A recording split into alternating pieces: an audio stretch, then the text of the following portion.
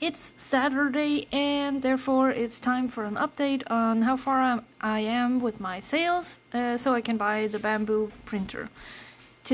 This week I sold 12 prints or STL files, and here's the update. So what I sold was a commercial sprinkles, a commercial kingfisher, a normal version of the Clover the St. Patrick's Day dragon, a kingfisher normal version, and the commercial version of my St. Patrick's Day dragon.